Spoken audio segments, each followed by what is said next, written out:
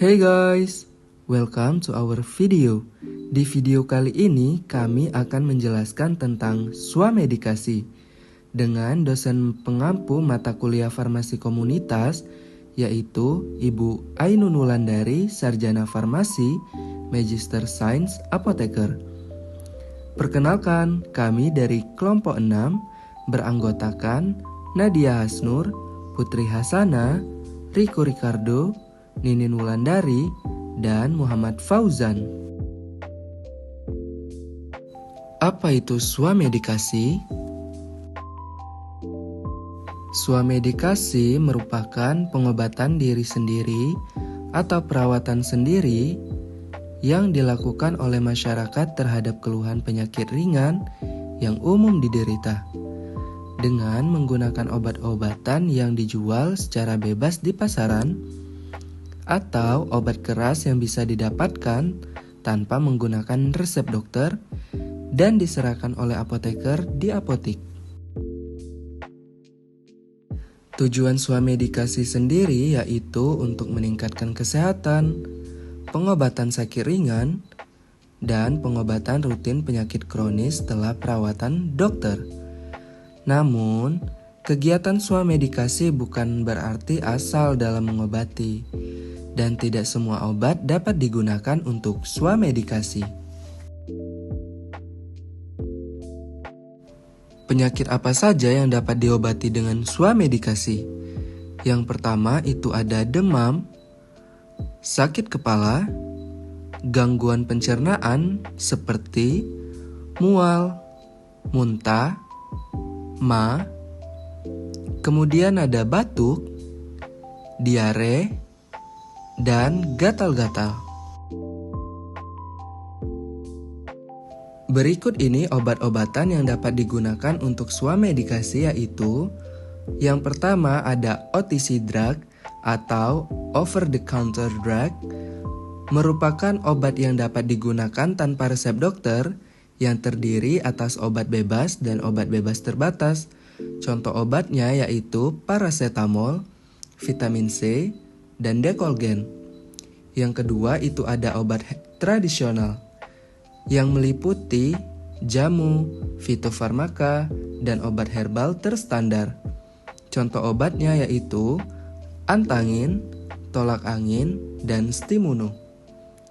Dan yang terakhir adalah obat wajib apotik. Obat wajib apotik ini beberapa obat keras yang dapat diserahkan tanpa resep dokter, namun harus diserahkan oleh apoteker di apotik. Contoh obatnya betamethasone salep, dexamethasone. Kriteria obat yang dapat diserahkan tanpa resep ada beberapa nih. Yang pertama yaitu tidak dikontraindikasikan untuk penggunaan ibu hamil dan ibu menyusui, anak di bawah usia 2 tahun, serta orang tua yang umurnya di atas 65 tahun. Yang kedua, pengobatan sendiri dengan obat yang dimaksud tidak memberikan resiko pada kelanjutan penyakit. Yang ketiga, penggunaannya tidak memerlukan cara atau alat khusus yang harus dilakukan oleh tenaga kesehatan. Keempat, penggunaannya diperlukan untuk penyakit yang prevalensinya tinggi di Indonesia. Dan yang terakhir, obat yang dimaksud memiliki rasio khasiat keamanan yang dapat dipertanggungjawabkan untuk pengobatan diri sendiri. Bagaimana cara swamedikasi yang benar?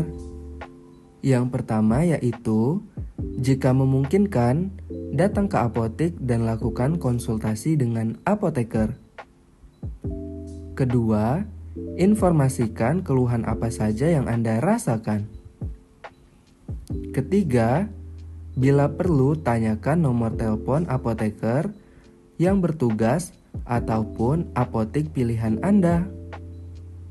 Dan yang terakhir, jika Anda menginginkan swamedikasi kembali, segera hubungi apoteker Anda.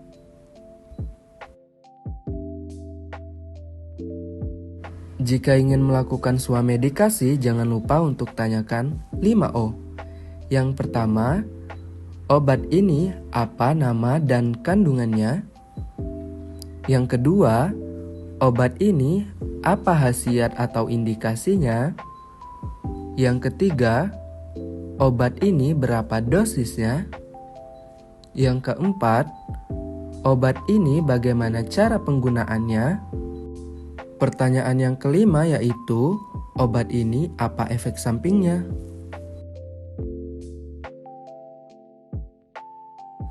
Hal-hal yang harus diperhatikan sebelum melakukan swamedikasi. Yang pertama yang harus diperhatikan yaitu, apakah masalah kesehatan Anda memerlukan pemeriksaan dokter terlebih dahulu? Yang kedua, apakah Anda memerlukan obat? Dan yang ketiga, konsultasikan dengan apoteker tentang obat yang dapat diperoleh tanpa resep dokter untuk mengatasi masalah kesehatan yang sedang Anda alami.